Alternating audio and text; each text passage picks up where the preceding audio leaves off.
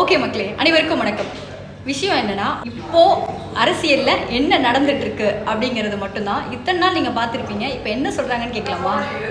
50 வருஷம் 20 வருஷமா ஆண்ட திராவிட கட்சிகள் வெளியே போயிட்டு கட்சி ஆரம்பிச்சு 2 வருஷம் கூட ஆகாத ஸ்மால் பேபி வின் பண்ணியிருக்காங்க தமிழ்நாட்டை. நாளைக்கு சிஎம் ஆக போகிறாங்க. ஒரு குட் நியூஸ் தான். பார்ப்போம் மாற்றம் எவ்வளோ தூரம் வருது. அடுத்த எலெக்ஷன் வரைக்கும் அவருக்கு நல்லதே நடக்குமா, கேள் இடத்துலேருந்து என்ன ப்ரெஷர் வருது, தளபதி எப்படி சமாளிக்கிறாருன்னு பார்க்கணும். ரொம்ப இன்ட்ரெஸ்டாக இருக்குல்ல. ஸோ கேஷுவலாக பேசணும் அப்படின்னு சொன்னால் நிறைய விதமான இன்ஃபர்மேஷன்ஸ் நம்மளுக்கு வருதுங்க. பக்கத்தில் ஒருத்தவங்க இருக்காங்க, அவங்கக்கிட்ட கேட்போமா? இப்போதைக்கு டிவியில் தான் ஜெயிச்சிருக்காங்க. அவங்க இலவசம்னு சொல்லாமல் என்ன அடிப்படையோ அதை செஞ்சால் அரசியல் கொஞ்சம் 5 வருஷம் கொஞ்சம் நல்லா பண்ணலாம். ஸோ புதுசாக வர சிஎம்க்கு வந்துட்டு பலவிதமான பொறுப்புகள், அதுவும் இத்தனை நாள் வந்துட்டு யூத் கிட்ட இருந்து அவ்வளோ பொறுப்புகள் வந்ததில்ல. நிறைய பொறுப்புகள் வரும். அரசியல் தலைவர்களை அரசியலுக்கு மட்டும் யூஸ் பண்ணாமல் அவங்களுடைய மக்களுக்கு செஞ்சதையும் அவங்களோட கொள்கையையும் வச்சு அரசியல் பண்ணால் நல்லா இருக்கும். தளபதி இனிமேல் பிடிச்சிட்டே இருக்கணும். இதனால எனக்கு தளபதி பிடிக்கலன்னு யாரும் சொல்லிடக்கூடாதுல்ல. என்ன டாபிக் போயிட்டு இருக்கு இப்போ? ஒன்றும் இல்லைங்க, அரசியல் கண்டென்ட் தாங்க. ஹாட்டஸ்ட் டாபிக் தமிழ்நாட்டில். ஆக்சுவலாக ஹாட்டஸ்ட் டாபிக்னா பொலிட்டிக்கல் கண்டென்ட் தான். இந்த வாட்டி வந்து ஹாட்டஸ்ட்ல இருக்கிறது எக்ஸ்ட்ரீம் என்ன சொல்றதுனே தெரியாது. டெம்பரேச்சருக்கு ஒரு கம்மியாக கேட்குதா? 4 நாளுக்கு முன்னாடி நீ என்னைக்கு நான் அரசியல் பேசியிருக்கியா? நியூஸை தொடர்ந்து பார்த்துருக்கியா? இல்லை போன எலெக்ஷன் அரசியல்லாம் என்னன்னு தெரியுமா? இல்லை ஆக்சுவலாக ஓப்பனாக பார்த்தீங்கன்னா நாங்களாம் வந்து எந்த மாதிரி கேட்டகரினா, நான் வந்து தீவிரமான ஒரு என்டிகே சப்போர்ட்டர். இது எதுக்காக சொல்றேன்னா, என்டிகே சப்போர்ட்டர்னா இந்த கட்சிக்கு நான் சப்போர்ட் பண்ணுறேன் அப்படின்ற மாதிரி கிடையாது. நான் அந்த டைமில் தான் வந்து ஒரு அரசியலை ஃபாலோவே பண்ண ஆரம்பித்தேன். ஒரு பீக்கில் இருந்தாங்க. ஐ மீன் அந்த ஒரு கிளர்ச்சிகரமான பேச்சு இதெல்லாம் வந்து என்னை ரொம்ப அட்ராக்ட் பண்ணுச்சு. அதுலேருந்து தான் இன்னும் கொஞ்சம் இன்ட்ரெஸ்ட்டாக பாலிடிக்ஸை ஃபாலோ பண்ண ஆரம்பித்தேன்.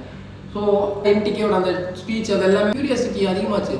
ஸோ அந்த டைமில் ஒரு பாலிடிக்ஸை ஃபாலோ பண்ணுறப்போ ஒரு கடல் அலை மாதிரி இருந்துச்சு. இப்போ நடுக்கடல் மாதிரி கொஞ்சம் சாந்தமாயிட்டோம். நான் யார் மாதிரி ஆட்கள் மாறணும்னு நான் எக்ஸ்பெக்ட் பண்ணுறேன்னா, அந்த ஒரு நேமுக்காக, வெறும் அந்த நேமுக்காக வந்து அவங்க என்ன பண்ணாலும் அக்செப்ட் பண்ணி போனிருப்பாங்கல்ல. ஸோ அவங்க தான் எனக்கு தெரிஞ்ச அரசியல் படுத்தப்படணும்னு நான் நினைக்கிறேன்.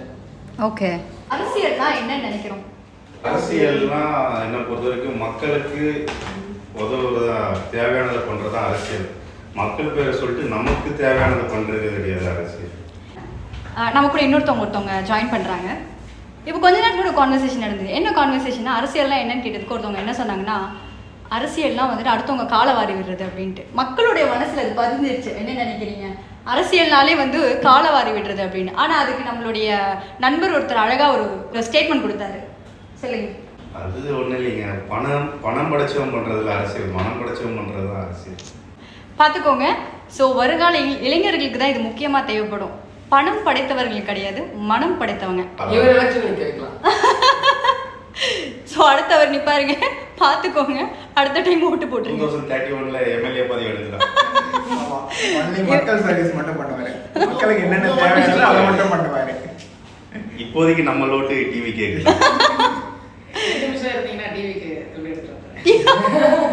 அது தவறு. நம்ம எல்லா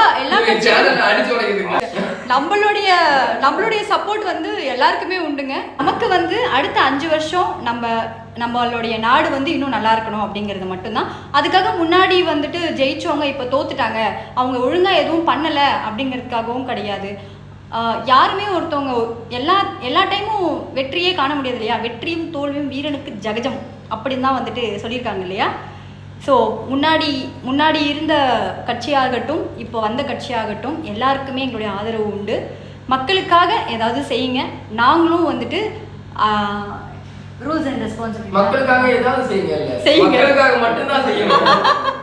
மக்களுக்காக மட்டும் செய்யுங்க. அதே மாதிரி தலைவர் மட்டும் பண்ணக்கூடாது, உள்ள தொண்டர்களும் பண்ணணும். அப்பதான் தலைவருக்கு நல்ல பேர். கரெக்ட். பாத்தீங்களா, ஒரு வார்த்தை சொல்ல முத்தான வார்த்தையை சொல்லியிருக்காப்ல. நல்ல கண்ணன் போச்சு.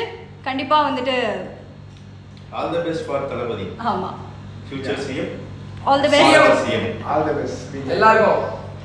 ஆல் தி பெஸ்ட் ஃபார் எதிர்க்கட்சி. ரூக்கி அப்படின்னு சொன்னா இப்போ ஒரு கட்சியே சொல்லலாம். யாரு அப்படின்னா டிவிகே சொல்லலாம். ஆனா அவங்களுக்கு அப்படியே ஆப்போசிட்ல இருக்க எதிர்க்கட்சி பாத்தீங்கன்னா ரொம்ப ஸ்ட்ராங்கான எதிர்க்கட்சி. அதாவது அவங்க ரொம்ப வருஷமா அரசியலே ஊர்ன எதிர்க்கட்சி அவங்க. ஸோ இது எனக்கு தெரிஞ்சு இது எப்படின்னா ஒரு டீச்சர் ஸ்டூடெண்ட் மாதிரி கூட இருக்கிறதுக்கான வாய்ப்பு இருக்கு. இது நம்ம எந்த சார்பாகவும் எடுக்க வேண்டாம், பாசிபிலிட்டி. இது பார்க்கறதுக்கு அப்படி தெரியுது, ஆனால் அவங்களுக்குள்ள இருக்கிற பாலிடிக்ஸ் இருக்க தான் தெரியும். அது ஒன்றும் பண்ண முடியாது. ஸோ நிறைய நிறைய நிறைய சொல்றாங்கங்க. பாதி விஷயம் எனக்கு புரியவே இல்லை. நிறைய சொல்றாங்க. உங்களுக்கு புரியுதான்னு பாருங்க. புரியாததாங்க அரசியல். புரியாததுதான் அரசியல் பாருங்க. புரியாததுதான் அரசியல்னு சொல்லிட்டு ரொம்ப டாபிக் எடுத்து கொடுத்துட்டே இருக்காப்புல. மறுபடியும் சந்திக்கலாம் இதே டாபிக்ல, நம்ம ஒரு ஃபன் மொமெண்டோட, ஹாப்பி மொமெண்டோட. நன்றி.